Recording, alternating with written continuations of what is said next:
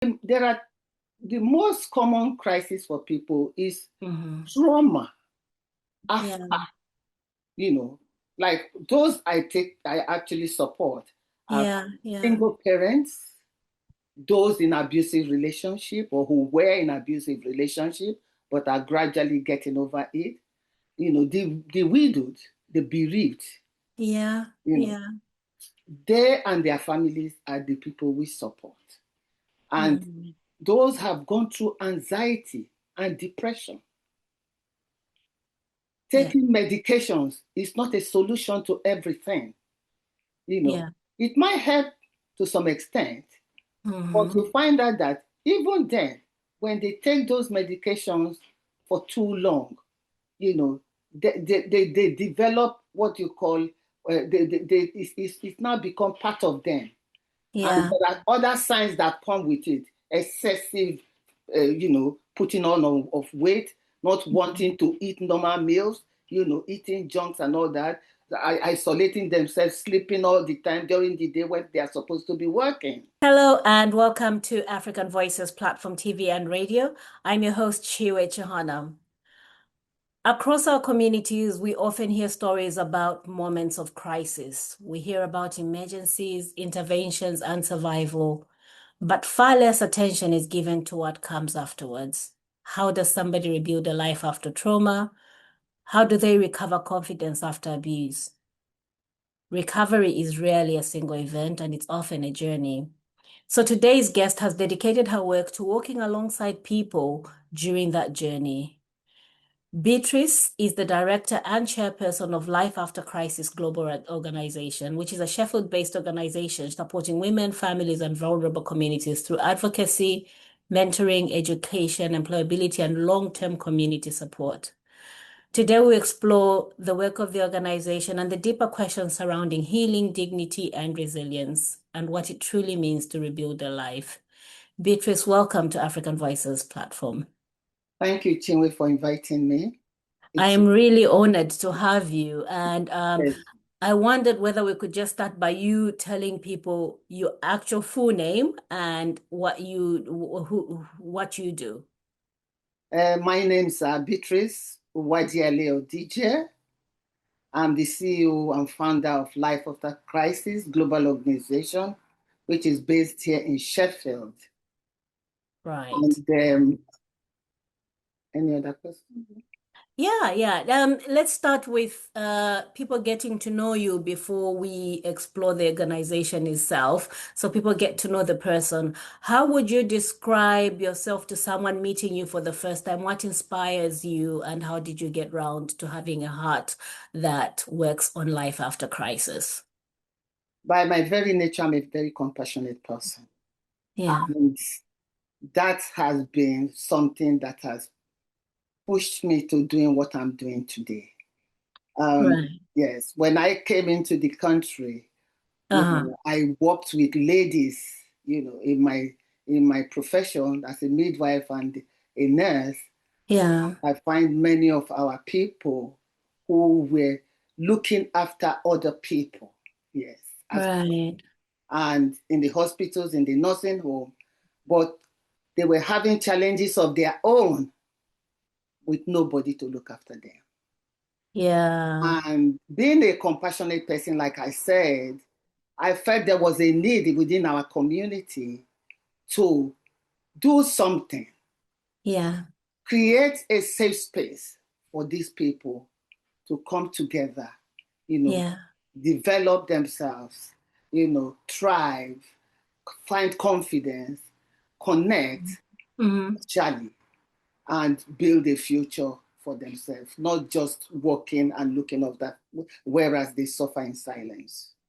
Wow, very powerful. So most organizations will actually choose to respond to immediate crisis, right? But you chose to focus on what comes afterwards. Why that choice? Yes, because in emergency crisis, what we just do is take care of them, give them medication, they go back home. Right. They go to the community. But there is a life after that emergency. Yeah. People have to rebuild themselves. People have to build confidence. People have to restore, people have to learn, how survival, empowerment economically by learning skills and other things. When people suffer crisis, they tend to withdraw. They become anxious, anxiety and depression. And by when they are depressed, they do not want to connect with others. But with life after crisis, we have a safe place where they can come, where they can connect with people that looks like them, that have the same culture with them, and feel at home. But it is a non-judgmental space. So they have found themselves happy within those spaces and gradually taking their own time to rebuild, to restore, to become who they were before, although it is a gradual process. It is a gradual process. And all this for you happens in circumstances like after the emergency services have left, after people leave temporary accommodation. I was just looking and saying there's quite a lot that you canvass for. And is that where the real actual work begins for you then? Yes, that's where the real actual work starts from me, because I do not want to dabble into the space of the emergency people, I don't go into the critical area. Actual work starts with the person, the family, the communities. And when they know us and they now have confidence in what we do, they find out that they can gradually, rebuild, restore, their lives and move forward, because crisis does not define them. No, because there is a future after crisis. Absolutely. And when people think of crisis, we often think of it as a single event, but you're teaching us that actually no, people can carry crisis for years. And from your experience, what forms of crisis are most common for people? The most common crisis for people is trauma after, like those I actually support are single parents, those in abusive relationship or who were in abusive relationship but are gradually getting over it, the widowed, the bereaved. They and their families are the people we support. And those have gone through anxiety and depression. Taking medications is not a solution to everything.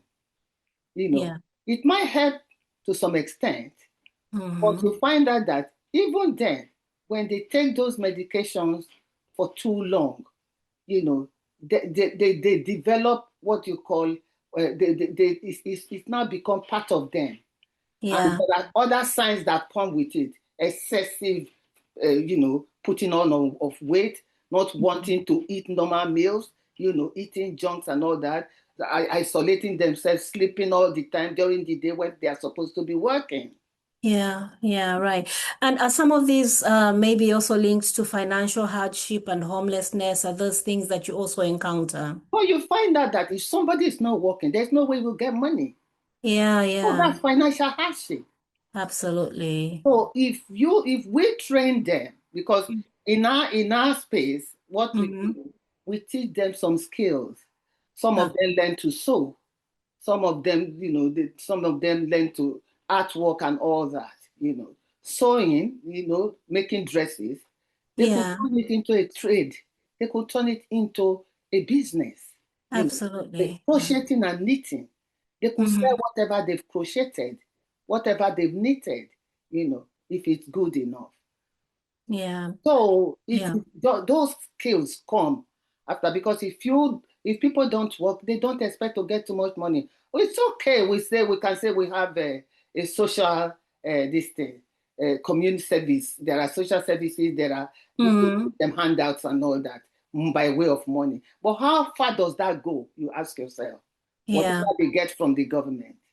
Yeah, yeah. How And far does how it go? interpersonal is it? Like what you sound like you're doing? You're doing a lot of person to person work, like, and Yeah, also yeah. you've given some cultural Yeah. context. How far does it go? It doesn't go Yeah. far. It doesn't go far. Because I wouldn't have liked myself to be in that space, not working and Mm, not having enough money to take care of myself, to eat what I want to eat, to buy the kind of clothes I want to buy, not to be able to pay rent in a decent and nice place. yeah, right. That's true. Not to dwell too much on this, but I wondered whether you could speak to me about a crisis that you've encountered or crisis that you've encountered that often get Oh, very little attention and that really need okay, attention. actually, when we just started, Hmm. a member of our community lost a son through suicide. Okay. Through suicide. Oh dear. That was one crisis that we encountered. That I would say it was a big crisis. Yeah. And the reason why we don't know why the boy took his life, but Yes. obviously we got to find out that she was a single parent, Yeah. was working night shifts. That Yeah. that tells where I'm going to, that they look up Yeah. after other people, and she Yes. had three boys, Uh-huh. two of them, adult children. The other one was a young child, a young boy, at home at night. So she didn't know exactly what they were into most of the time.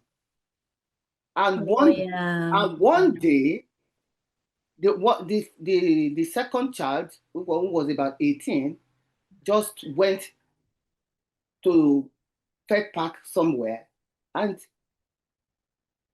hung himself. Oh dear. So Yeah. that was a crisis. That is a That was crisis, a huge definitely. crisis, which we Yeah. had to handle at that time, you know. Okay. You Yeah. know. But thank goodness today, Mm-hmm. that woman has regained her life back. She has Yeah. gone back to work, but she has moved out of Sheffield. Okay. Right. And Because you were part of that journey of support I think she just didn't want to be reminded of of where Sheffield. these things happened. Bless. The one thing that I really the one of the main reasons why I have been wanting to speak to you, Sis Beatrice, is I've really noticed that, and I appreciate this about your organization. You're not just asking about how do we help people survive. You're not doing that. You're saying, how do we help people live again? Yeah. Um, and I wondered, what does genuine recovery look like? I know you've just given an example of the sister who needed to leave Sheffield, but what does genuine recovery look like for Well, you? it's a process. Mm-hmm. Process when we take them from where they were, where we met them, which is obviously in a state of depression and anxiety and Yeah. not knowing what to do with themselves, with our recovery activities, because that's what we call them, Yeah. just recovery activities. With time, they gradually, evolve into Mm. moving. Some of them, when they come to us, they don't even smile Yeah. because they don't feel the need.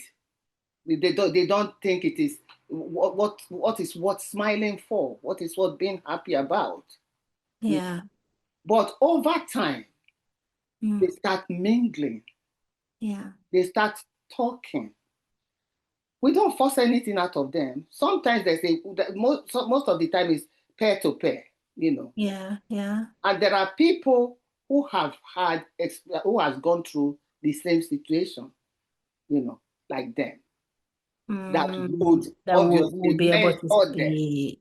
Oh, don't worry, I've gone through this before, everything is gonna be all right as long as you keep coming.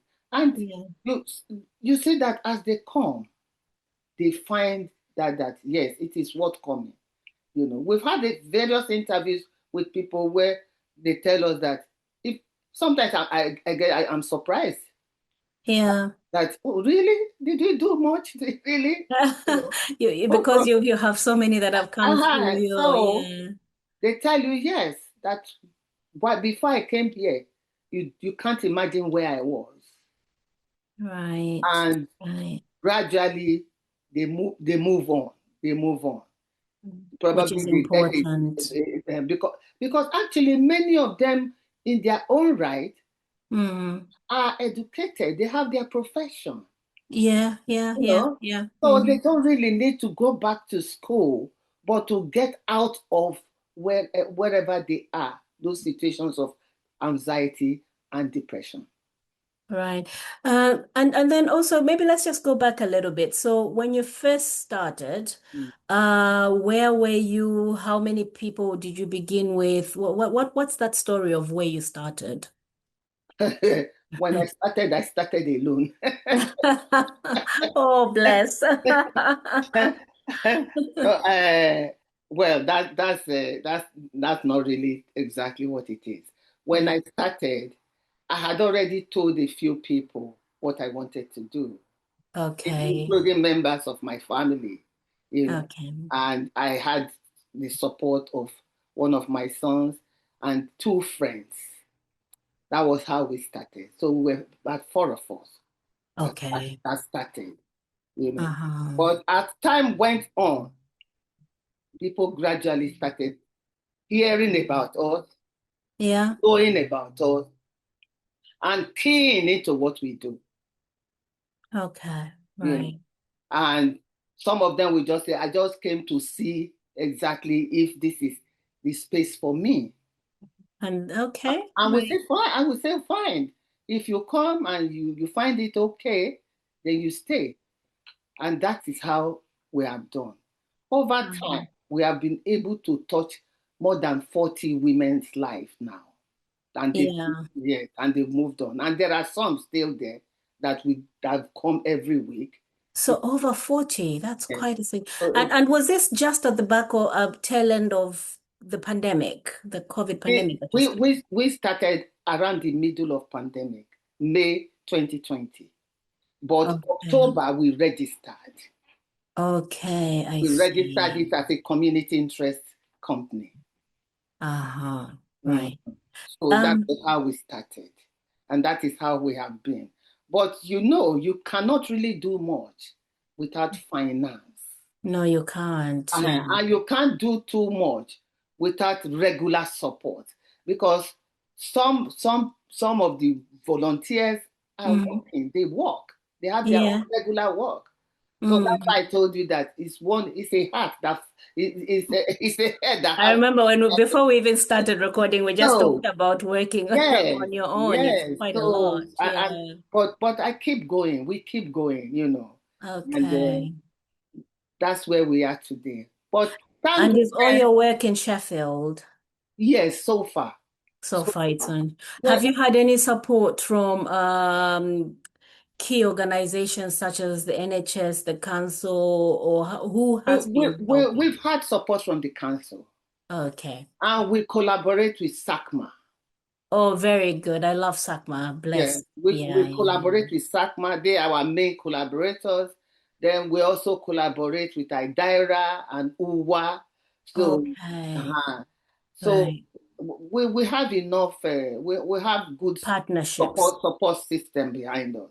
So That's we good. are not alone. We are not alone. Okay, and walk me through a typical scenario in which somebody is referred to you. How do they come? Do they come from partner organizations, just word of mouth, or how do you get approached? Most of the time, they come from word of mouth. Yeah. Most of the time, there are people that have left us that tell them, why don't you try those people? And Mm, sometimes they come from collaborators, our partners.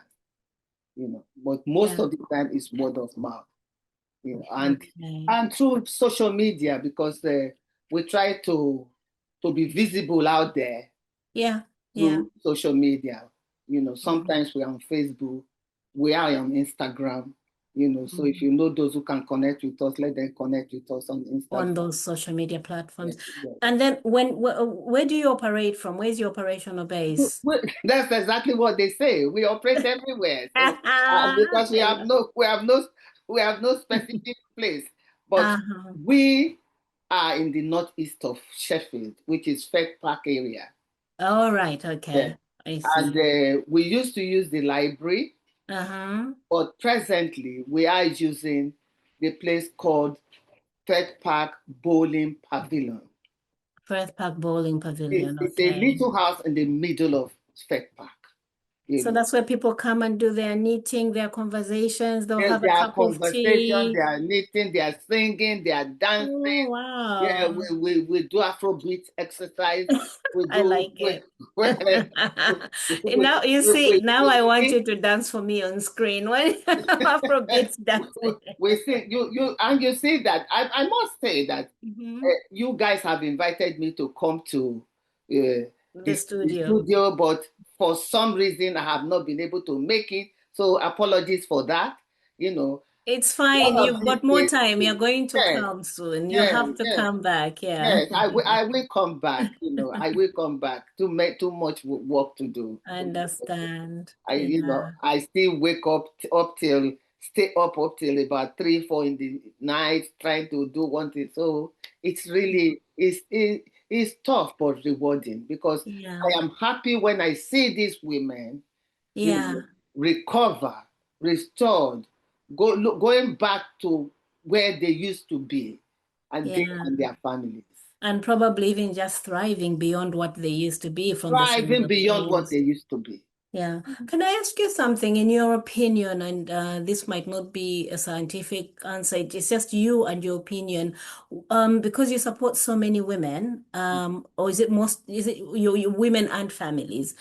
Why do you think women often carry such a disproportionate burdens during and after crisis? What happens? Why is it like that? There's a lot that weighs the typical woman down, particularly Mm. the African woman. Yeah, yeah, There's a lot that weighs her down because she is looked up to by her family to be able to do this and do that and do that.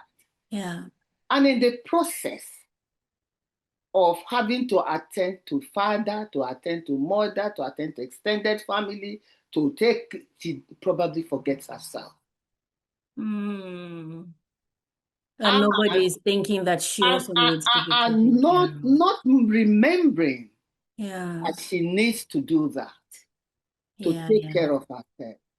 And 9 times out of 10, Mm. they break down. And that's when the crisis comes. And when the crisis comes, that is when they start running helter skelter. Yeah, yeah, yeah. We expect what, with all due respect to the men, what the Mhm. man will not do, the woman will take it upon herself. And it is in building her home, she builds her community. In Mm. building the community, she builds the nation. Yeah. And that is why there's a need for us to take care of the woman and the girl child. Very important. Yeah, yeah. So staying with the African community, especially looking to African communities who arrive in Britain, most of them, many people actually arrive carrying invisible crises as Oh, well. oh yeah. So migration itself can be a crisis. Yes. The loss of their communities at home, that sense of belonging that we're very accustomed to. Mm-hmm. And you were talking about professionals, like professional status and all that. Um, how can we then, do we actually underestimate these quieter forms of crisis, and how then can we become better at recognizing when someone is struggling within the African community? The thing is, most by our very nature and culture, Yeah, we tend to keep a lot of things to ourselves. yeah, Even in struggles, we don't want the neighbors to know. We don't want my friend to know. Please don't tell them. Even when somebody is being abused, they don't talk about it. It is up to us within our community to learn to observe to learn to notice that somebody is not doing as they used to do. I'm not seeing this person out there as regular as I used to see them. Right. Can we check on each other? I know that sometimes, because of the society we live in, it might be you are being nosy or you are going out of your way. But as a people, we know that we are a people of community, we're a people of culture. We are allowed to do that, to check on our brothers and sisters. In this case, our sisters, who we have not seen for some time, who we probably meet them from time to time in the supermarket, but we are not meeting them in the last 3 months. What could have happened? What are they going through that they are not, Yeah. So it's on us, really, So, right? so it is Check left on for each us as a other. community. I Yeah. know we have lived here for so long. We have imbibed some kind of culture that, oh, you keep to yourself. Let us keep to ourselves. Yeah. But let us learn to go out of our way sometimes, and ask, well, oh, did you see so and so? You may not go to the person's house, but you may know somebody who may know another person. If we learn to, ask after each other from time to time, then you will know that something is brewing. Something, because I take for instance, let's bring it closer home. Take for instance, last year,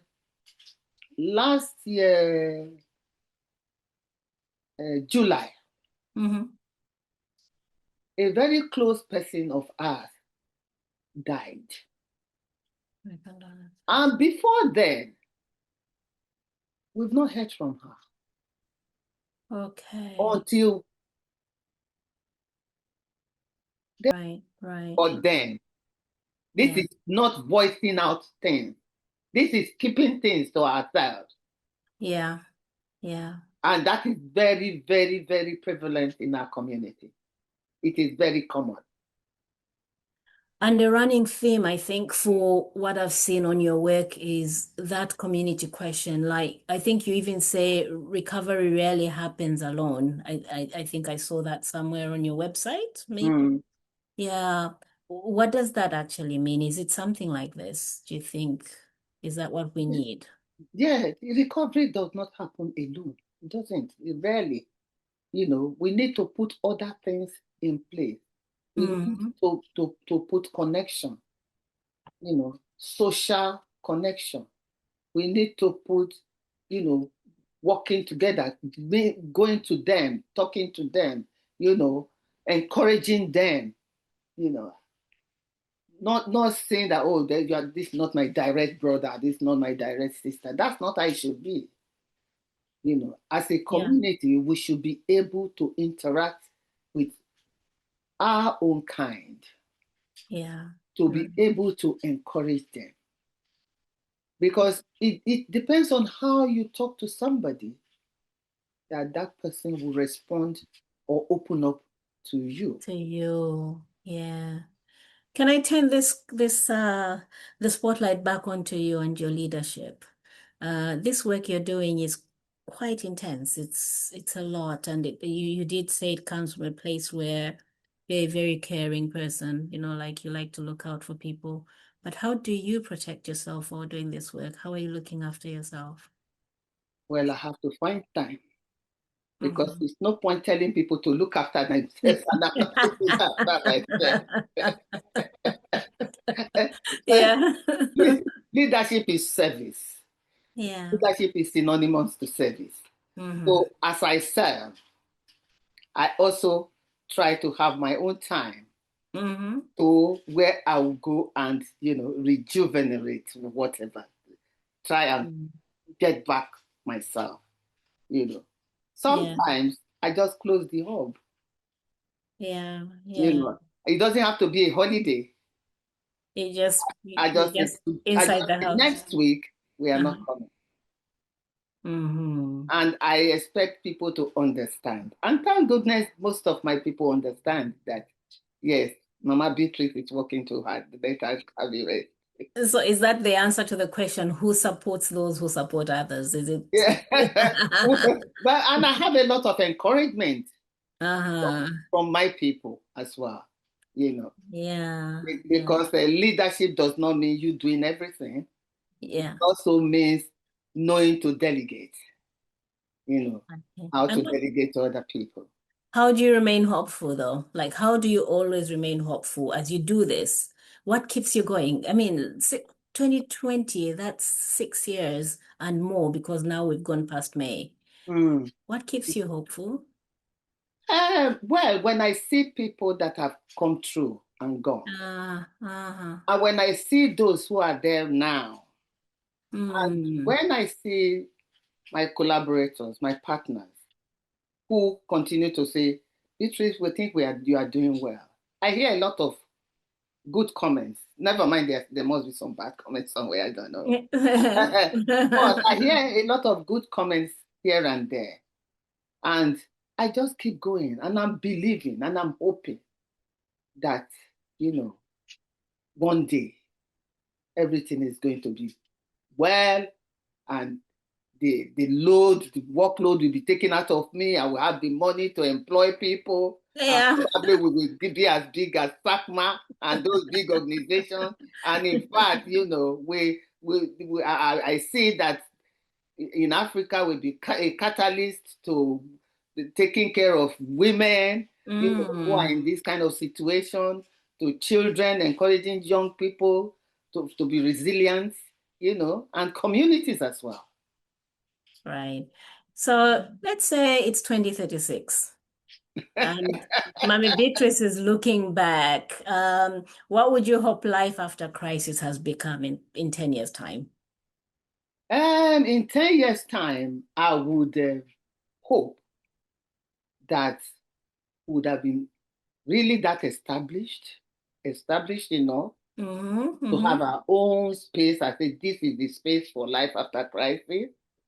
I mm-hmm. would hope that a lot of lives have been touched and are still being touched, Yeah. that's women and their families. I would hope that we have enough money to engage people. And I Mm. would hope that life after crisis will go global, as the name implies. Life after crisis global. Yeah. Organization. Yeah, I should have A done. quick fire round questions, very quick. So you just have to give me one answer per question. I And then hope I will have the answer. one word that defines resilience to you.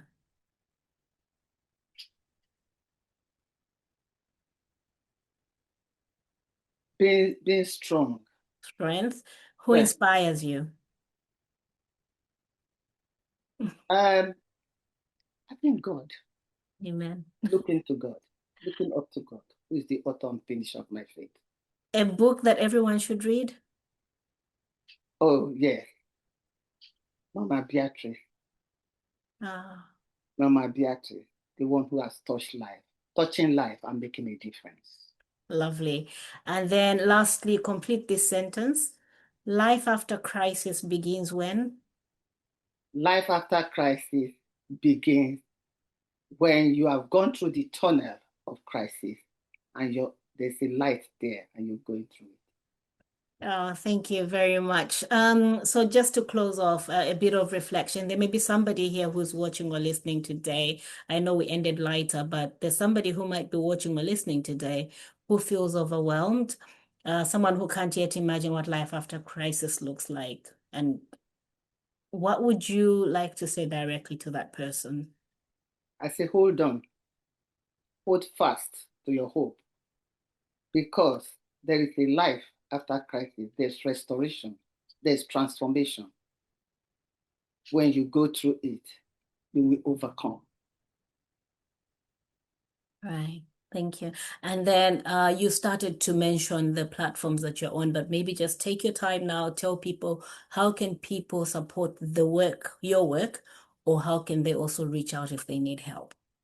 Well, the people can support my work. Mm-hmm. If we are not talking, if we are talking about supporting either in cash or in kind, if it's in Both. kind, Mm-hmm. anyway, if it's in cash, we have Life Crisis After Crisis Global Organization. we've got our account number, which I don't have off my head right now. But it will be on your website, won't it? It will be on our platforms, you know, Okay. and for them to come and probably support us in person, we have our hub at Fair Park, Bowling Pavilion, and we operate every Saturday at 12:30, you know, doing our sessions. Right. Then we also have our partners as well. If they talk to our partners, which is SACMA, which is UWA and Adaira, they can always connect them to us, you know. Okay. And we have a number. We have a phone number as well. Shall I talk about?